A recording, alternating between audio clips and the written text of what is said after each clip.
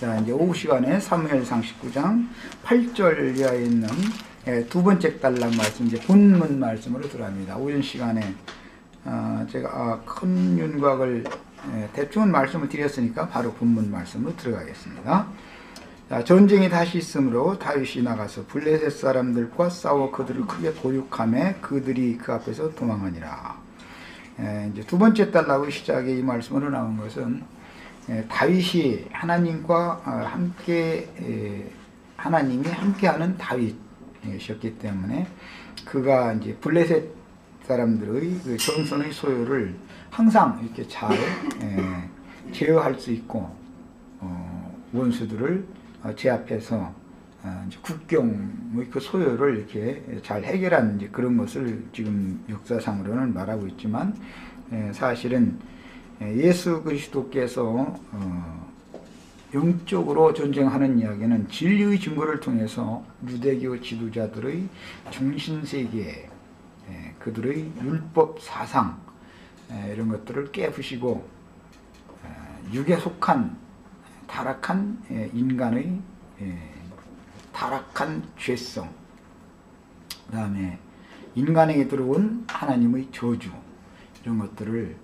이제 다 제거하시는 그런 영적 전쟁을 하는 것에 대한 상징이기 때문에 예수님이 이 땅에 오셔서 유대교의 지도자들에게 진리의 증거를 통해서 그들 속에 조성되어져 있고 세뇌당해져 있는, 즉 짐승의인으로 인쳐져 있는 그들의 사상을 이제 깨부시는 이야기입니다. 이것은 창세기 3장 15절 이하에서부터 계속해서 이어져 나오는 영적 전쟁의 실상으로서 지난 시간에 말씀드린 것처럼 다윗이 물맷돌로 골리앗의 이마를 꿰뚫어서 골리앗을 거꾸로 들이고 죽인 것으로 상징이 되었고, 창세기에서는 여자의 후손이 뱀의 후손의 머리를 깰 것이다. 머리가 원래는 이런 두상을 말하는 것이 아니라 이마라는 말입니다. 이게 이제 이마라는 말은 사상이다. 이게 사상, 조성되어져 있는 인격, 굳어져 있는 관념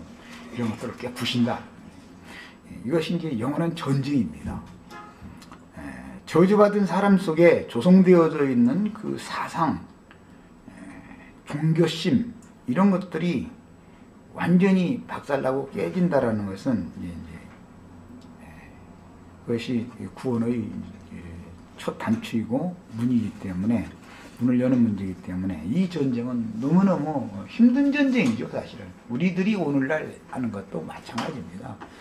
사람들 속에 피와 살과 뼈 속에 계속해서 흐르고 있는 그 종교성을 깨부신다는 것이 쉬운 것이 아닙니다. 이것이 육신에 속하고 타락한 저주받은 땅에 속한 마귀의 세계에 달라붙어 있는, 연합되어 있는 그 종교성과 그 굳은 관념과 사상을 깨부시고 영원한 영의 세계, 하나님의 세계로 사람들을 이끌어간다라는 것이, 이것은 그게 쉬운 일이 아닙니다. 복음 전파라는 게 쉬운 게 아닌 것을 알 수 있습니다. 자, 그런데 그런 일을 다윗을 통해서 했지만 하나님의 아들 예수 그리스도를 통해서 하나님이 예수님 속에서 아버지의 말씀을 하시고 있었던 것이죠. 그렇기 때문에 예수님은 이 땅에서 말씀하신 것이 전부 땅의 일을 비유로 들어서, 모형, 상징으로 들어서 하늘의 일을 계속 설명하고 있었지만 유대교 지도자들은 종교적인 그 관념에 굳어져 있었기 때문에 예수님의 말씀이 받아들여지지가 않았던 것이죠. 이런 것들을 다른 여러 이제 표현에서는 뭐 눈에 비늘이 붙었다라든지, 뭐 수건을 덮어서 가렸다라든지, 계시록에서는 이제 총담같이, 총담이라는 게 그 말총으로 이렇게 쩔어서 엮어서 만든 담요, 그것이 사람 등을 가려놓으면 뭐가 보이겠습니까? 앞에서 빛이 비쳐도 안 보이죠. 이렇게 비유를 하는 것입니다. 성경에서는. 그러나 우리 형제 자매님들에게는 주님의 은혜와 생명의 영의 역사를 통해서 마음 눈이 다 밝혀져서 하나님의 지혜와 계시의 영을 통해서 하나님의 말씀을 계시로 다 깨달을 수 있도록 마음 눈이 다 밝혀지시길 바랍니다. 자, 그 다음에 이제 그래서 사람들과 싸워서 크게 그들을 도륙함에 그들이 다윗 앞에서는 다 도망했다. 예수님 앞에서는 당할 수가 없었죠. 유대교 지도자들이 다 성경에 해박한 사람들이지만 예수님께 와서 모세의글에는 이렇게 너는 이것을 어떻게 말을 하냐? 예수님은 다 들어보고 나서 너희가 성경도 하나님의 말씀도 모르기 때문에 크게 오해하였도다. 본래는 그렇지 아니하시니라. 답변을 이렇게 하시면 그들이 할 말이 없었다는 거예요. 하나님은 본래라고 말하는 본질, 신앙의 본질, 근원에 대해서 예수님은 자꾸 증거를 하고 계시고 그들은 근원, 본래의 것에 대해서는 이해를 못한다. 육신의 눈으로 보이는 거, 현상적인 거 이것만 자꾸 가지고서 얘기를 하니까 근원, 신앙의 본질, 근원에 대한 것부터 얘기를 해나가니까 못 알아듣는 것이죠. 그래서 예수님의 말씀이라는 것은 완전히 하늘에 속하고 영에 속한, 영원 세계에 속한 말씀이 있기 때문에 육신에 속하고 땅에 속한 어떤 관념으로 굳어진 사람은 예수님의 말씀을 배척할 수밖에 없었던 것입니다. 이것이 우주적인 전쟁입니다. 자, 그런데 다윗을 통해서 하나님은 그런 전쟁을 형통하게 승리하게 하셨고 그에 따라서 사울은 백성들의 민심이 다윗에게 자꾸 기우는 것인지 두려우니까 또 악신이 임해가지고 악신이 임했다는 건 다윗을 경계하는 마음이 또 일어났다라는 말이죠. 뭐 말할 것도 없이 사울이 손에 단창을 가지고 그 집에 앉았을 때 여호와의 부리신 악신이 사울에게 접하였으므로 다윗이 손으로 수금을 탈 때 수금 타는 이야기는 이제 지난 시간에 말씀을 드렸으니까 사울에게 악신이 임하면 그는 늘 번뇌한다고 나왔었죠. 17장에서 악신이 임하면 번뇌랬다. 무언 번뇌? 이 보좌를 뺏기면 어쩌지? 다윗이라는 저 사람 위험한 인물인데 저기 나가서 무슨 백성들과 무슨 일을 저지르는 건 아닌가? 이게 자꾸 번뇌, 잠을 못 잘 정도로 번뇌를 했다고 그랬잖아요. 17장에 보면 그것이 바로 악신에게 시달리는 중이다. 그러다 보면은 사람이 말하자면 정신분열과 같은 그런 어떤 이제 증상이 나타나게 마련이니까 내내 앞에서 요나단과 자기 아들 앞에서 자기 입으로 하나님의 이름을 들어서 다윗을 절대로 죽이지 않겠다고 약조까지 해놓고 나서는 다시 또 갑자기 사울이 손에 단창을 가지고 그 집에 앉았을 때 부르신 악신이 임하니까 창을 집어던진다. 자기 사위한테.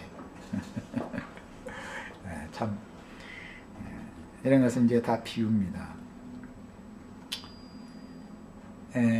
예배당 쉬운 표현으로 이제 이해를 시켜드리려고 해요. 당회장 목사다 이런 어떤 담임하는 어떤 목사가 부목사의 어떤 것에 대해서 불안하게 생각을 하기 시작하면은 강대상에서 단창을 집어던져 버립니다. 단창을 집어던져 버려요. 그게 이제 무슨 말인지 아시겠죠? 자기의 제자인 부목사를 쳐버린다는 것이죠. 말씀을 통해서. 기도로도 칠 수 있습니다. 기도가 날카로운 죽이는 칼이 될 수도 있고 창이 될 수도 있어요. 던진다라는 것은 말씀을 선포하는 것을 사실은 상징하는 말입니다. 그때 당시야 당연히 역사적인 사건이니까 자기 손에 있던 단창을 했던 그 앞에서 자기 번뇌에 시달리고 있는 사람 나스라고 앞에서 수금 켜주고 있는 사람 앞에다 창을 집어 던진 것이죠. 역사적인 사건으로 하자면 이것은 상징이 된다 이런 말이에요. 이거는 다윗은 지금 사울의 사위입니다. 그런데 자기 사위를 이렇게 미워하고 창을 집어 던질 정도로 이렇게 악심이 막 분노가 갑자기 이렇게 끌어올라가지고 이게 한다라는 것은 그가 지금 맑은 정신의 상태가 아니다. 악신이 임하면 맑은 정신의 상태가 되지 못한다라는 걸 보여주는 거 아니겠습니까? 그래서 사울이 단창으로 다윗을 벽에 박으려고 했다라는 말은 이제 뒤에 이제 벽이 있으니까 그 앞에 이렇게 기대보든지